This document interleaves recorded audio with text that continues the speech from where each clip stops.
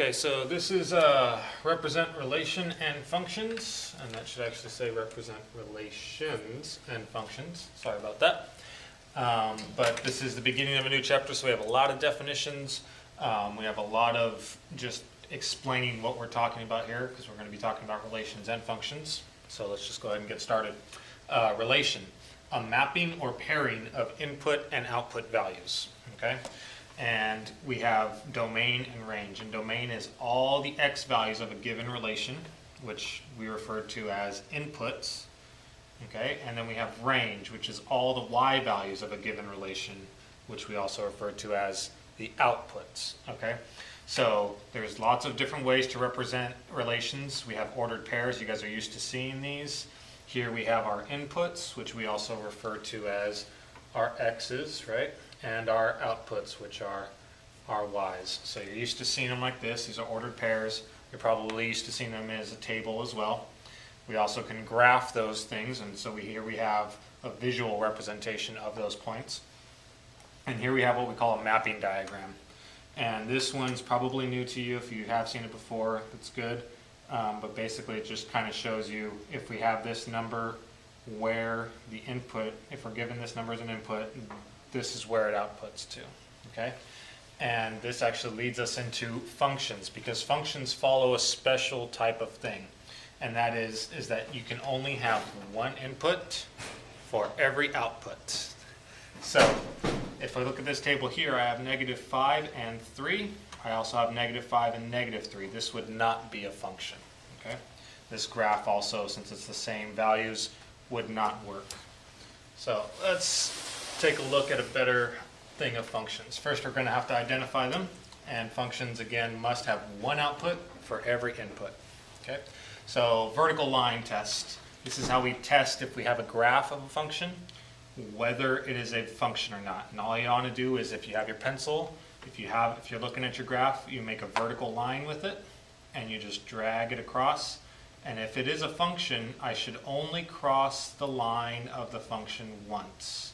Okay, so as I follow this up and down, I'm seeing that I'm only crossing, the pencil is only crossing the graph once. Okay, but if I look at a non-function, well, here I have this curve. As I go and I go and I go and I go, it's still only crossing once. Even though this line looks like it's going straight down, I know that it's trying to represent that it's still moving more towards this line, so I know that it's still passing the vertical line test. But once I get to this part, I look and I see, oh, it's crossing the line twice. And since it's crossing the line of the function twice, this does not pass the vertical line test. So I know that this is not a function. So again, a function should pass the vertical line test, and a non-function will never pass the vertical line test. Okay?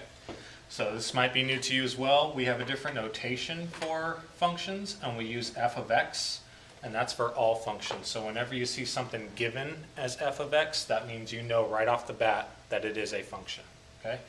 You're probably used to y, okay? And this is basically, you can just think of f of x as your y, okay?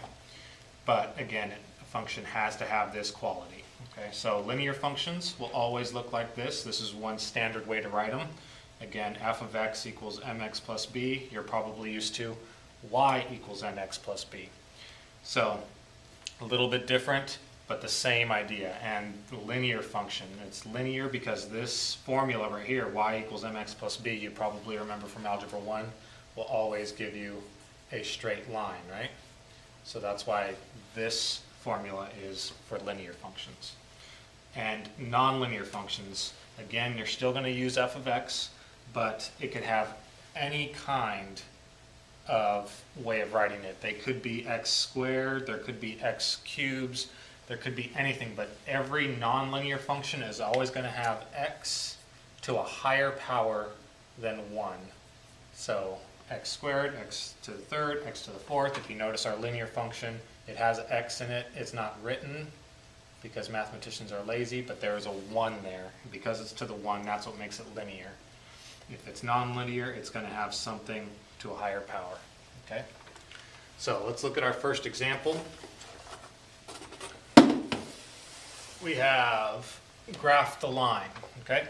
So when we graph the line, you guys will probably remember this from Algebra 1, but y equals 2x plus 1. Step 1 is I'm going to make a table, okay? And for now, let's just use some real simple values. I'm just going to ask that you plot 3 points to graph a line.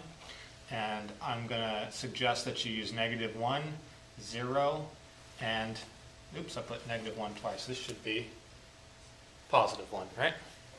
So I'm going to use -1, 0, and 1 as my inputs for this linear function. And since I know, looking at the way it's written, it is a function, right? So I could literally rewrite this as f of x equals 2x plus 1, okay?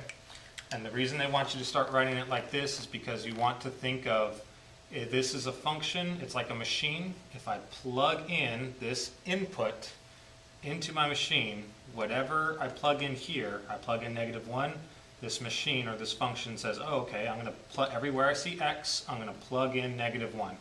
And then I'm going to spit out the output, and the output depends on what I put in, right? So -1, if I put in -1, -1 times 2 is -2, -2 plus 1 is -1.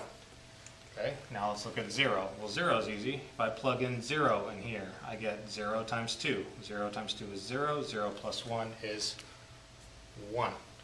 And my final one, +1. If I plug in +1, the function puts it here. I get 2 times 1 is 2. 2 plus 1 is 3. So again, there's my table. I'm done with step 1. Step 2 is simply what? Whenever we're asked to graph the line, we're simply going to plot our points. So let's do that real quick. -1, -1. And remember, this is our x-axis, this is our y-axis. We start with the x, and then we move to our y. So -1, -1 is right there. 0, +1, well, x0 is right here. +1y is right here. Plot my point there. +1 and 3. Well, here's +1, and here is 3. I have what should be a nice line. However, I don't have a straight edge, so I'm just going to freehand this. Okay, but you can see I just did step 3, which is simply what?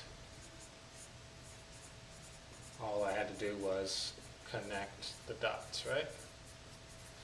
So that's about as hard as it gets here for this section. They are going to ask you if you can tell the difference between a function based on all those different input models or the mapping diagrams.